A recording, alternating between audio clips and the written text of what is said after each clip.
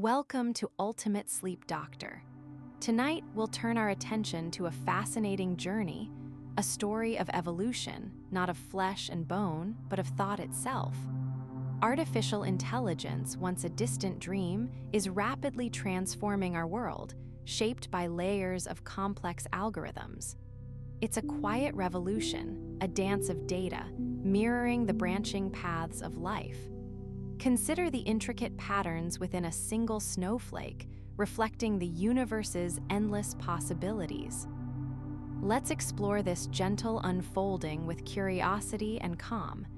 If you find these explorations soothing, please consider liking this video and subscribing to Ultimate Sleep Doctor. Together, we can soothe more wandering minds, one peaceful night at a time. Just breathe. Let your thoughts drift like clouds across the evening sky. Let's begin. The seeds of what we now call artificial intelligence weren't planted overnight. The dream of creating thinking machines stretches back much further than the sleek computers of today.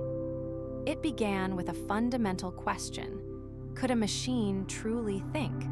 Before the digital age, before even the first electronic computers filled entire rooms, there were brilliant minds pondering the possibility. Early philosophers and mathematicians had long considered the nature of thought itself, attempting to break it down into its most basic components. Systems of logic, developed by people like Gottfried Wilhelm Leibniz in the 17th century, sought to formalize reasoning, creating mechanical rules for deduction and inference. These were essentially early attempts at building logical engines, though they lacked the capacity for learning or adaptation. Then, in the early 20th century, the idea started to shift towards a more practical, testable approach. The concept of a calculating machine, a device capable of performing complex mathematical calculations, was gaining traction. Charles Babbage's analytical engine, designed in the 1830s, though never fully built in his lifetime, was a crucial theoretical ancestor. It was envisioned as a machine that could, in principle, execute any algorithm, provided it was given the correct instructions. However, it was the question of whether a machine could simulate human thought, rather than just crunch numbers, that truly captivated the attention of scientists and logicians.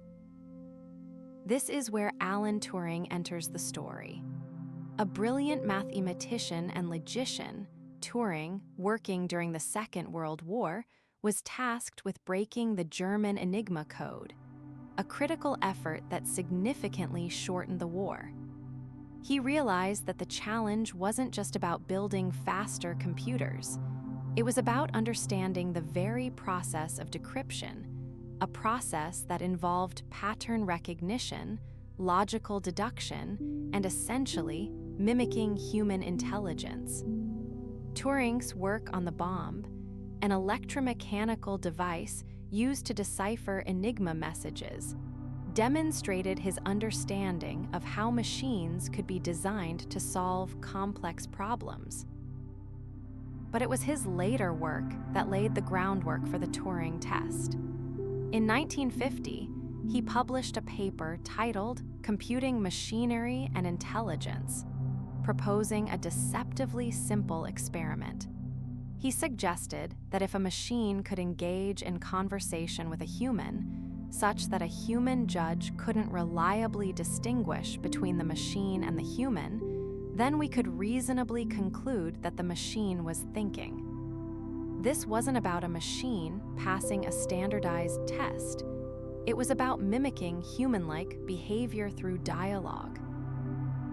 Turing's test wasn't intended as a definitive measure of intelligence, but rather as a thought experiment, a benchmark for progress.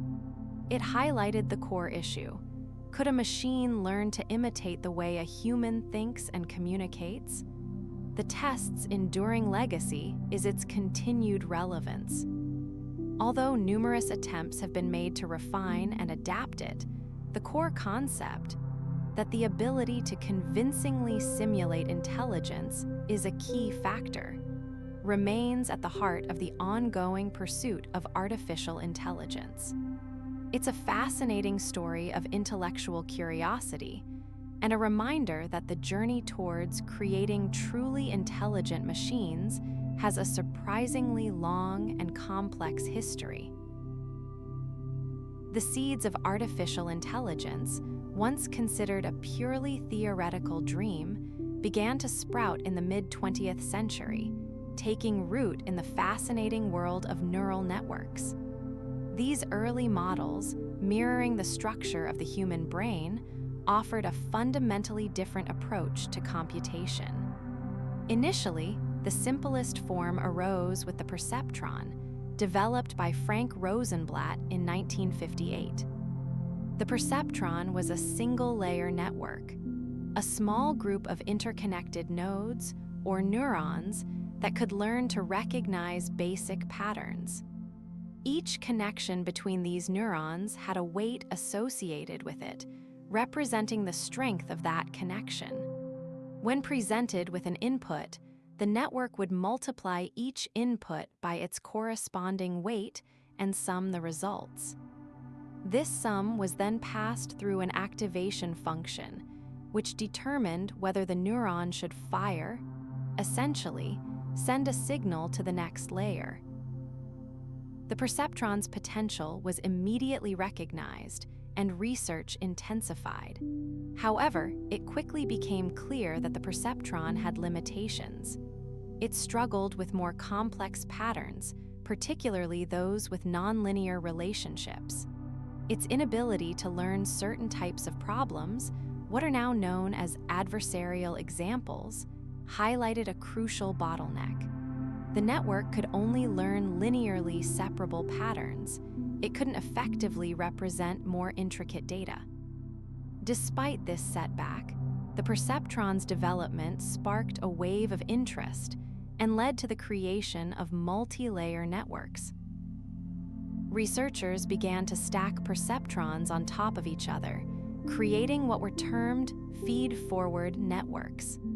These deeper networks possessed greater capacity and, theoretically, could learn more complex functions. However, training these deeper networks proved incredibly challenging. The vanishing gradient problem emerged as information flowed backwards through the network during learning. The gradient signal, which guided the adjustment of weights, would diminish exponentially, hindering the learning process. The late 1980s and early 1990s saw renewed interest with the rise of backpropagation, an algorithm that addressed the vanishing gradient problem by allowing the network to adjust the weights based on the error at the output layer. This technique, combined with increased computing power, enabled the training of larger, deeper networks. The development of convolutional neural networks, CNNs, in the late 1990s and early 2000s, initially for image recognition, further advanced the field. CNNs introduced specialized layers designed to efficiently process spatial data, like images, by utilizing concepts like convolution, applying filters to extract features. Then, in the 2010s, a revolution occurred with the advent of deep learning. Deep learning utilizes neural networks with many, often hundreds or even thousands of layers, hence the deep in deep learning. These networks, trained on massive datasets, demonstrated astonishing capabilities in areas like speech recognition, natural language processing, and object detection. Recurrent neural networks, RNNs, designed to handle sequential data, also gained prominence, particularly for tasks like machine translation and time series analysis. The key difference with deep learning wasn't just the depth, but the scale of data and the sophisticated algorithms, particularly those utilizing techniques like dropout and batch normalization, employed to stabilize the training process and prevent overfitting. The journey from the humble perceptron to these complex deep learning models represents a remarkable progression, a testament to the persistent exploration of how we can mimic and perhaps even surpass the capabilities of the human brain. The late 1970s and early 1980s witnessed a fascinating shift in the pursuit of artificial intelligence, a move away from the broad, often unfocused attempts of the previous decade and towards a more targeted approach. Scientists began to believe that building truly intelligent machines wasn't about creating general intelligence, but about simulating the expertise of a human specialist in a specific domain. This led to the rise of what were known as expert systems. These weren't robots capable of conversation or problem solving across multiple areas. Instead, they were designed to perform tasks that a human expert, like a doctor or a geologist, would do. The core idea was simple: capture the knowledge and reasoning processes of a specialist and encode them into a computer program. This process relied heavily on knowledge representation, a new field focused on how to best store and organize information so a computer could use it effectively. One popular method was rule-based AI. A rule was essentially an if-then statement. For example, if the patient has a fever and a cough, then suspect influenza. These rules were meticulously crafted by human experts, forming the basis of the system's knowledge base. Early expert systems, like MYCIN, designed to diagnose bacterial infections, and DNDRAL, used in chemistry to identify unknown organic molecules, showed initial promise. MYCIN, for instance, could analyze a patient's symptoms and recommend appropriate antibiotics. DNDRAL could analyze mass spectrometry data and predict the molecular structure of an unknown compound. These systems demonstrated the potential of encoding human reasoning.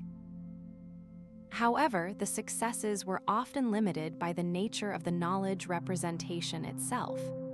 Expert systems were fundamentally brittle. They relied entirely on the rules provided, and if the rules were incomplete, inaccurate, or didn't account for unexpected circumstances, the system would fail spectacularly. MYCIN, for example, had difficulty handling atypical infections or when a patient provided ambiguous symptoms. Another significant challenge was knowledge acquisition.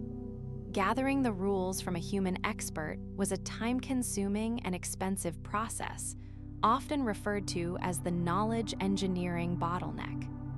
Experts were notoriously reluctant to articulate their reasoning processes clearly, fearing they would reveal their vulnerability. Furthermore, representing uncertainty, a crucial aspect of real-world expertise, proved exceptionally difficult. Expert systems typically dealt with crisp facts, ignoring the nuances of probability and incomplete information. Despite these limitations, the rise of expert systems in the 1980s solidified the idea that AI could be achieved by focusing on specific domains. It spurred further research into knowledge representation techniques and laid some of the groundwork for later advancements. The lessons learned during this period, particularly the importance of robust knowledge bases and dealing with uncertainty, would eventually contribute to the development of more sophisticated AI systems. The journey of artificial intelligence takes a fascinating turn when we delve into machine learning, the core process by which AI systems actually learn. It's not simply about programming a computer to follow instructions, but about enabling it to identify patterns, make predictions, and improve its performance based on data.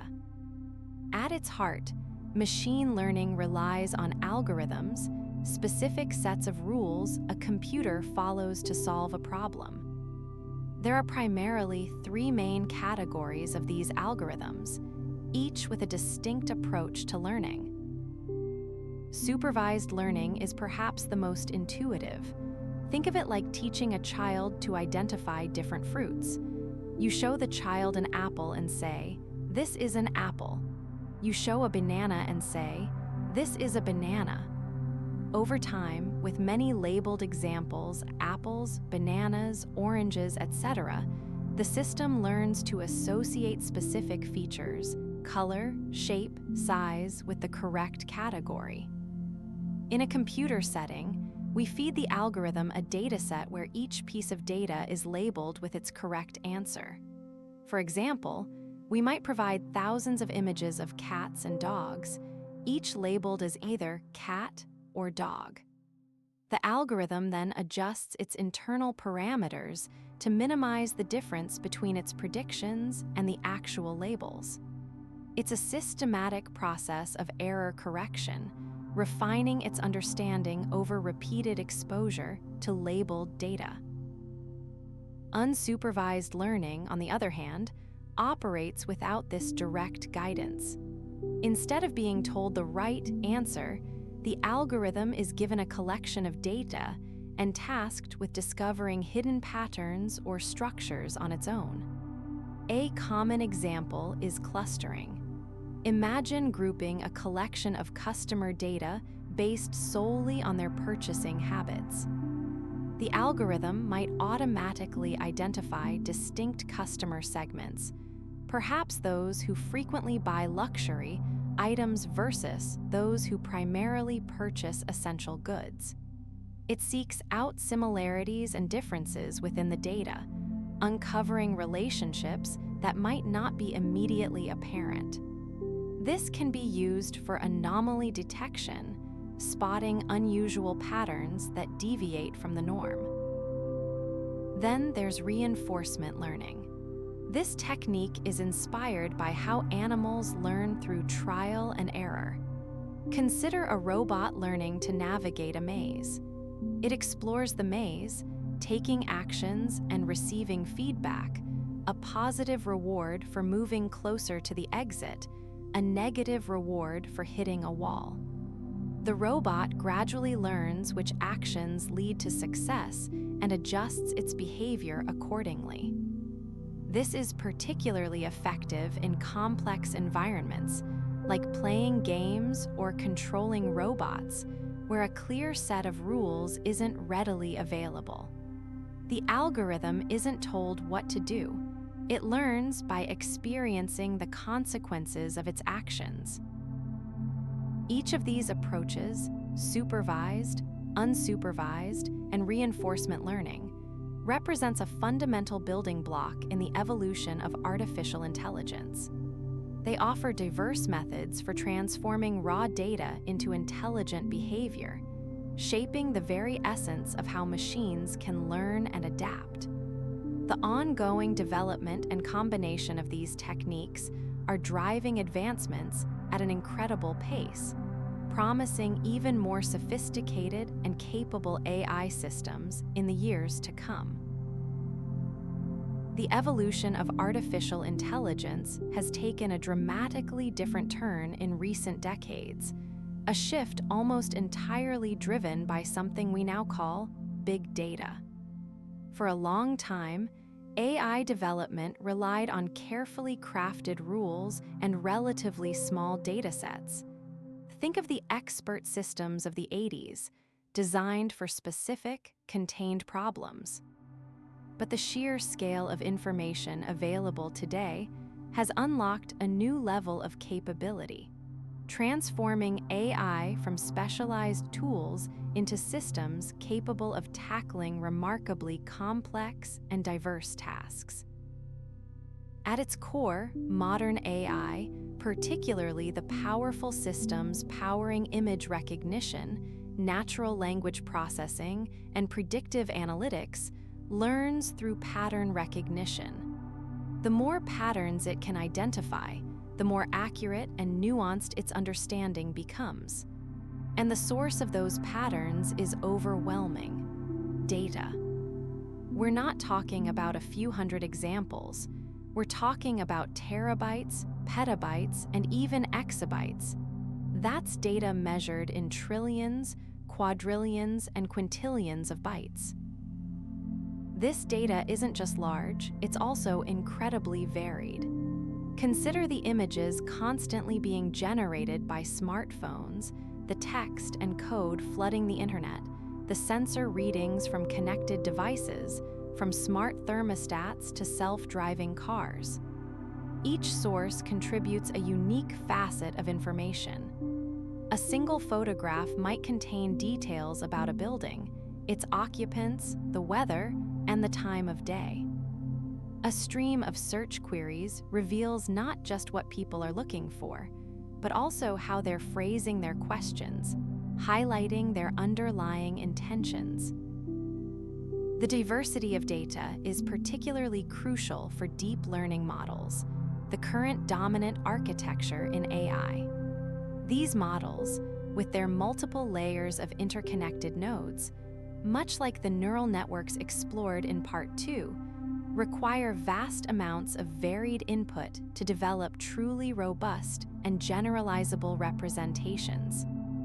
A model trained only on pictures of cats, for example, wouldn't be able to reliably recognize a dog.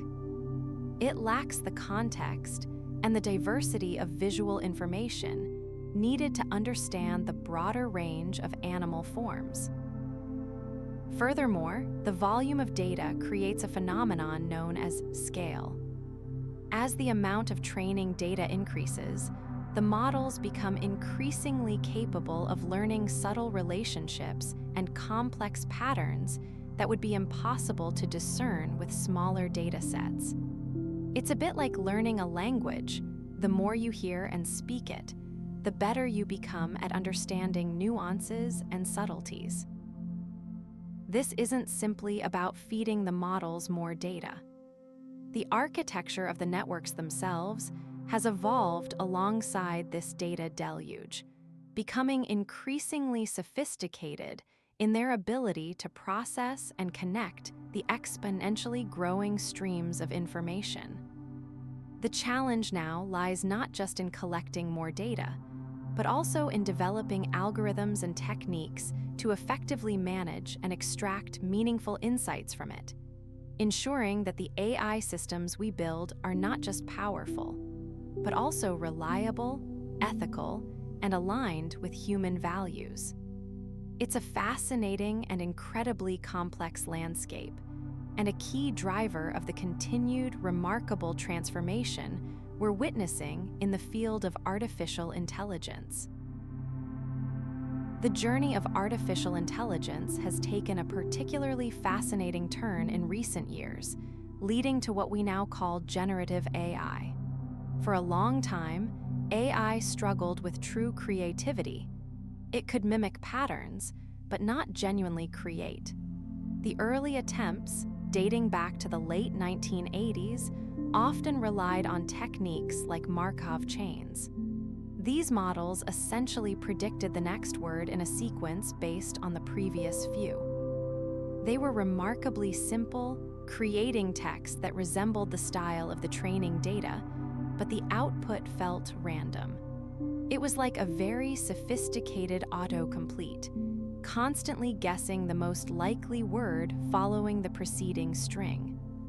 The more data a Markov chain was trained on perhaps a collection of classic novels, the better it became at replicating that style, but it lacked understanding or intent. As computing power increased and data sets grew exponentially, a new approach began to emerge.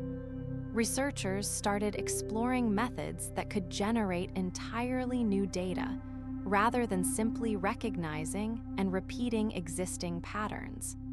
A pivotal development arrived with variational autoencoders, VAEs. These networks learn a compressed, abstract representation of the input data. Think of it as a sophisticated code, and then attempt to reconstruct the original data from this compressed form. This process forces the model to identify the underlying structure and key features. However, the truly revolutionary advancements came with the rise of diffusion models. These models are inspired by a process that occurs naturally in the world, the gradual addition of noise. Imagine starting with a beautiful, clear image, a photograph of a landscape, for example. Now, slowly, systematically, add random noise to that image until it's unrecognizable, a chaotic blur. A diffusion model learns to reverse this process. It's trained to take that random noise and, step by step, remove the noise and reveal a coherent image. The beauty of this approach lies in its ability to capture incredibly complex distributions of data. The model doesn't just memorize training images, it learns the rules of how those images are formed. By starting with pure noise and gradually refining it, the model can produce entirely novel images that have never been seen before. Similarly, diffusion models are now being used to generate text, music, and even 3D models. Recent innovations, like Stable Diffusion and DALLE2, represent the current state of generative AI, combining diffusion models with powerful neural networks. These systems are capable of producing images based on textual descriptions. You type in "a fluffy purple cat wearing a top hat," and the AI generates an image matching that description. The underlying science is remarkably complex, involving intricate calculations and statistical modeling, but the result is astonishingly creative. It's a testament to our ability to harness the power of algorithms to simulate and, in a sense, understand the very essence of creation. The potential for this technology continues to expand, offering a glimpse into a future where machines and humans collaborate in ways we're only beginning to comprehend. The quiet hum of progress in artificial intelligence isn't just about processing power and clever algorithms. It's increasingly intertwined with a profound consideration: the ethics of its creation and deployment. As AI systems become more integrated into our lives, managing their impact requires careful attention to fairness, transparency, and the very real potential for unintended harm. We're discovering that algorithms, while sophisticated, are built by humans and therefore inherit our own biases. These biases, often subtle and unconscious, can creep into the data used to train them, leading to skewed results and, unfortunately, discriminatory outcomes. Consider a hiring algorithm trained on historical data reflecting predominantly male applicants in a particular field. The algorithm, simply learning from past patterns, might then unfairly penalize female candidates, perpetuating existing inequalities. This isn't malicious intent on the part of the system itself, but a consequence of the biased information it's learned from. Similarly, facial recognition software has been shown to exhibit lower accuracy rates when identifying individuals with darker skin tones, again stemming from a lack of diverse training datasets. The pursuit of algorithmic fairness is a complex undertaking. Researchers are developing methods to detect and mitigate bias in data, such as reweighting data to give more importance to underrepresented groups or utilizing techniques that explicitly try to remove discriminatory patterns. Another key area is transparency. understanding how an AI system arrives at a decision. Many current systems, particularly deep learning models, operate as black boxes, making it incredibly difficult to trace the reasoning behind their outputs. This lack of transparency raises serious concerns, especially when AI systems are used to make critical judgments, like loan applications, criminal risk assessments, or even medical diagnoses. If we cannot understand why a system is making a certain decision, it's nearly impossible to challenge it or correct it if it's biased. The goal is to move towards explainable AI systems that can provide clear, understandable rationales for their actions. Beyond bias, the potential for broader societal harm is being carefully studied.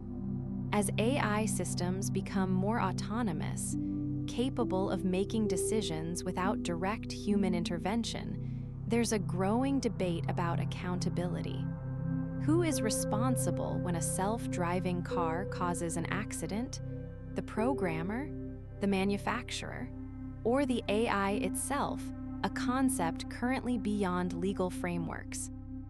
Researchers are exploring frameworks for AI governance, advocating for ethical guidelines, regulations, and ongoing monitoring to ensure these powerful tools are used responsibly. The conversation is evolving, driven by the recognition that technological advancement alone isn't enough. We need to shape its development with a deep understanding of its potential implications. Ultimately, building ethical AI is not simply a technical challenge. It's a societal one, requiring collaboration between scientists, policymakers, and the public. The next decade promises a fascinating and perhaps surprisingly subtle shift in the landscape of artificial intelligence.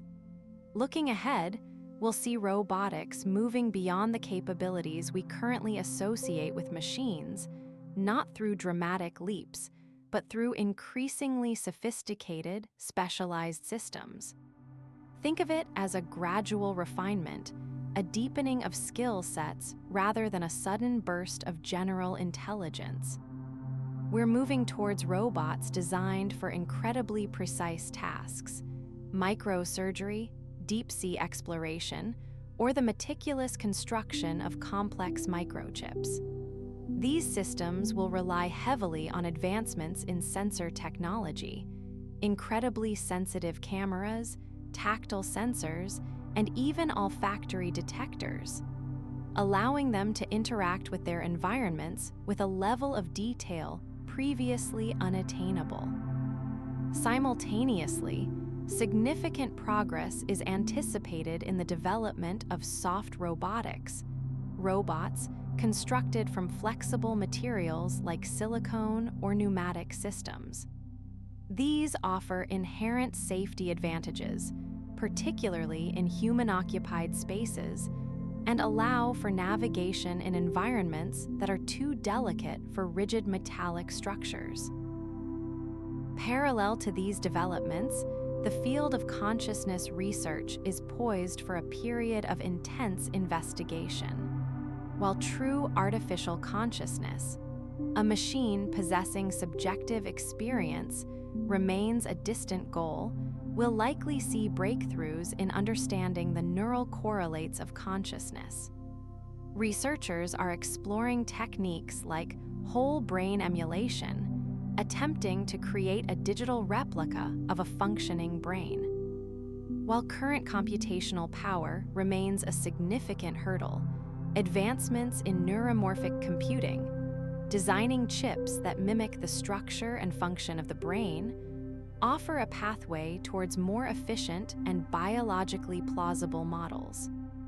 Furthermore, the study of animal cognition, particularly in cephalopods like octopuses, is providing valuable insights into the fundamental principles of intelligence and decision-making. Perhaps the most transformative near-term trend will be the increasing emphasis on human-AI collaboration. We'll see AI not as replacements for human workers, but as powerful tools that augment our abilities. This isn't simply about using AI for data analysis. It's about creating systems that learn with humans, adapting to our individual strengths and weaknesses. For example, AI tutors will personalize education in unprecedented ways, and collaborative design tools will allow architects, engineers, and artists to generate novel ideas alongside intelligent assistants. These systems will prioritize trust and explainability, moving away from black box algorithms and towards models that clearly articulate their reasoning processes. The goal is to build a symbiotic relationship where human creativity and intuition are amplified by the processing power and analytical capabilities of AI. Looking even further ahead, the convergence of these trends, advanced robotics, deepened consciousness understanding, and seamless human-AI partnership suggests a future where intelligent systems are woven into the fabric of daily life, quietly optimizing our surroundings and assisting us in countless ways. It's a future characterized by thoughtful integration, driven by a commitment to responsible development and a profound respect for the complex relationship between humans and the intelligent systems we create.